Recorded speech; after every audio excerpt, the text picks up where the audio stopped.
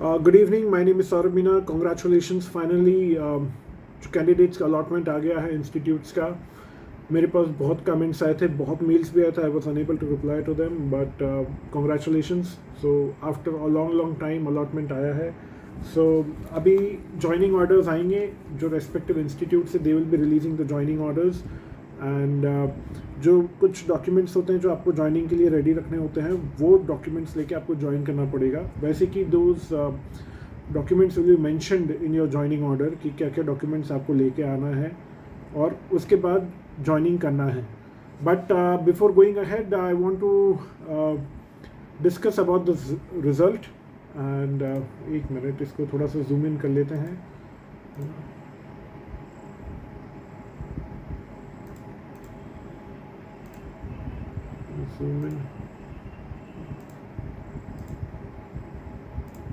हाँ, so total 806 vacancies थी.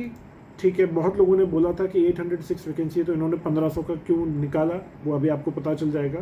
क्योंकि मैंने एक कमेंट में रिप्लाई भी किया था कि जो कैटेगरी के कैंडिडेट्स होते हैं उनको एक रेशियो का मेंटेन करना पड़ता है. उतने रेशियो के कैंडिडेट्स लेने होते हैं for every category, not just EWS और SC ST और OBC.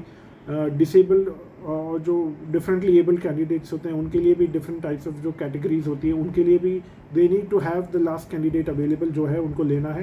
प्लस वेटिंग लिस्ट वाला भी इशूज़ होता है. So there are many things. It's very easy to complain और एंड कि ऐसा क्यों हो रहा है, but when you look it from the wider perspective you come to no.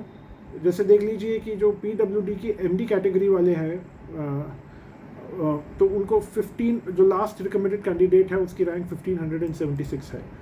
So they try to take as many candidates in the list result till the time they got the last all the candidates for all the categories. So some things to note over here: the allocation of the institutes who have not submitted postings, they have been allotted institutes as per clause number 5. So अब कई लोग ऐसे होंगे कि शायद उन्होंने submit नहीं किया या जो भी इश्यूज था, and they have been allotted institute जो उनके चॉइस के हिसाब से नहीं है. सो उनको डिस्पेयर नहीं होना है. You will get opportunities in future. Hopefully future में आपको कई जगह deputation after some years of service, 3 years of service और 5 years ऑफ सर्विस, जो डिपेंडिंग उस समय के जो रिक्रूटमेंट रूल्स होंगे, बाद में आप डेपुटेशन पे कहीं पे ज्वाइन कर सकते हैं.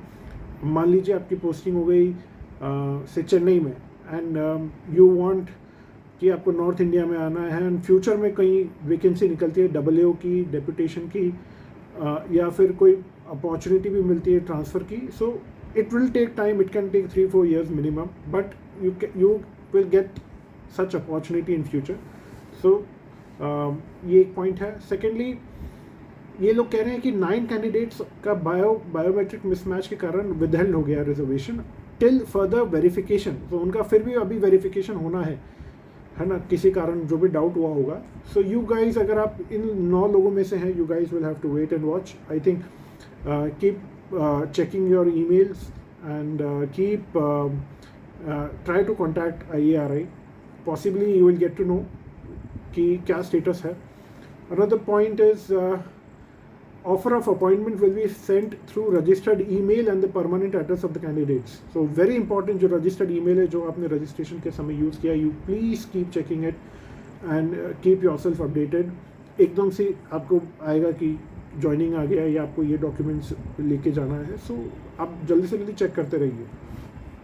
So ये point है. But apart from these, there are other things also. मेरे पास कई mails आए, मुझे वो भी discuss करने हैं.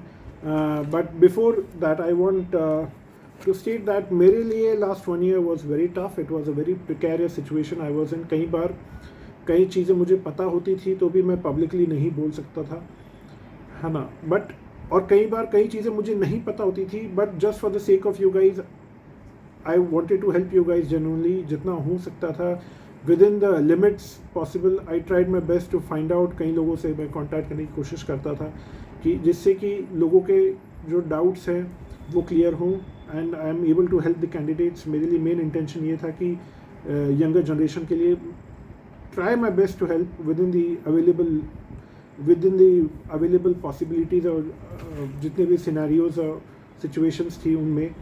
So I request you guys to please support me, and actually more than 77% of the viewers have not subscribed to the channel. I request you guys to please subscribe and help me reach the goal of 1200 subscribers. Now I will be replying to some queries received by me. So the first mail is by some person. He or she really wanted ICR headquarters because मुझे दिल्ली में ही रहना था, but I got IRI New Delhi. तो भी आप दिल्ली में रहेंगे. I don't think so that's an issue at all. बात सकते हो आप कि इसमें कितने टाइम में पोस्टिंग होती है और कहाँ होगी. सी IRI में कई रीजनल सेंटर्स की भी वो पहले से डिक्लेयर कर दिया है. जब आपको न्यू दिल्ली मिला है तो I am very hopeful that आपको न्यू दिल्ली मिलेगा. So all the best. आपको you will get to know very soon. Let's hope for the best. ठीक है. एंड एक बार ज्वाइनिंग आ जाएगी then you will join there and then you will be very sure कि कहाँ रहना क्या है. पोस्टिंग बहुत जल्दी आ जाएगी. ज्वाइनिंग ऑर्डर्स आने वाले हैं इन अ फ्यू डेज और hopefully by next week definitely. Sir my result of ICR assistant is such and such is put on hold due to biometric issue which is very devastating. What should I do now? Kindly guide. That's what I said. Keep checking your email and in a few days time I think IRI itself will reach out to you and ask you for some verification. Shayad they might call you, maybe, we don't know. So let's hope for the best, है ना. And it's just a matter of few days. अभी वो लोग भी अभी और भी आगे के प्रक्रिया में they might be busy. So next mail is इनका rank something 900 something, EWS rank is 100 something. Will I get any post in ICR IRI assistant? You can get, you never know. All the best. Because अभी क्या है कि कई लोग अभी join नहीं करेंगे. 805 में से भी कई लोग ज्वाइन नहीं करेंगे. कुछ लोग एक्सटेंशन लेंगे. सो मान लीजिए कि लास्ट रैंक 805 है एंड 805 वाला बंदा ज्वाइन नहीं करेगा. सो जो उसी कैटेगरी का नेक्स्ट बंदा होगा उसको एक मौका दिया जाएगा after a few months time. ठीक है. So hope for the best. You never no. ठीक है. ये एक मेल आया था, ये रात को 12 बजे आया था. I remember I checking my phone that time and then I was like confuse. क्या बोलूँ, मुझे कुछ चीज़ें पता थी. Again I tried my best not to reply to this any person but he was very anxious. कहीं उनको लोगों से मिस इन्फॉर्मेशन मिल रही थी. Even after 2 years since the issue of notification, the final allotment seems a far cry.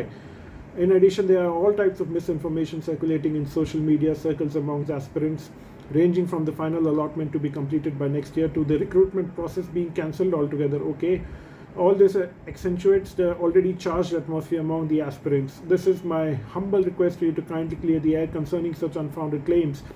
Also, we all would highly appreciate if you could let us know by when the allotment process would finally materialize. Congratulations, it's finally materialized. So all the best. अभी आपका joining आ जाए, है ना. Let's hope for the best जितना जल्दी हो सकता है. एंड ये जस्ट आई रिसीव्ड इट आज शाम को 8 बजे के आसपास while I am making this video. Hello sir, hello bro.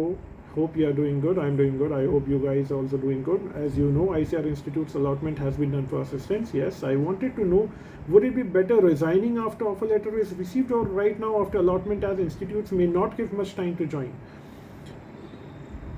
Also, what is the seniority basis for assistants? Is it CML rank or joining date? Brother, good question. It is CML rank. Let me be very clear. Up to certain months, एक time होता है. अगर आप उस time पे join करते हैं so you lose your seniority. इसीलिए तो लोगों को एक्सटेंशन ले पाते हैं. So maximum you can say on a safe side 2 to 3 months maximum. कोशिश करिए कि आपको एक्सटेंशन ना लेना पड़े. बट इफ़ किसी की बहुत ऐसी सिचुएशन है कि वहाँ पे जहाँ पे वो ऑलरेडी पहले सर्व कर रहे हैं, they have to serve 3 months notice period या फिर कई जगह कंडीशंस होती हैं. But I have said in my earlier videos, you have the option to exempt yourself from the notice period. आप रिलैक्स करवा सकते हैं. आपके सर्विस रूल्स में देखिए वहाँ पे क्लॉज होता है रिलैक्सेशन की पावर जनरली बहुत सीनियर ऑफिसर्स को होती है. Under some certain conditions it can be done.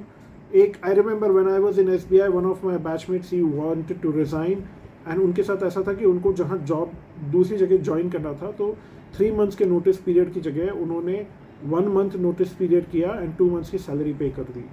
And एक बंदा और ऐसा था कि उसने जब रिज़ाइन किया तो उसका तो पूरा वेव ऑफ हो गया था, नोटिस पीरियड भी उसने नहीं किया, उसने पेमेंट भी नहीं किया, it was fully waived off, क्योंकि कंडीशन ही ऐसी थी कि he had to go abroad and he had to join abroad.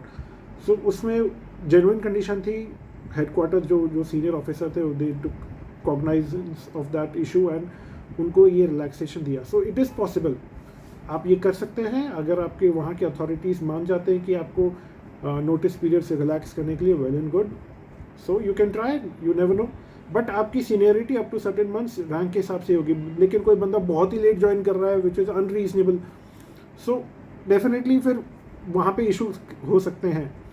Will taking extension may cause loss of seniority, as I said maximum 3 months का हो सकता है, बट इट डिपेंड्स आपके इंस्टीट्यूट में जो ऑफिसर्स हैं, जो अथॉरिटी है, दे एग्री और नॉट, एक्सटेंशन के लिए अप्रूव करते या नहीं करते, we never know. So that's it now.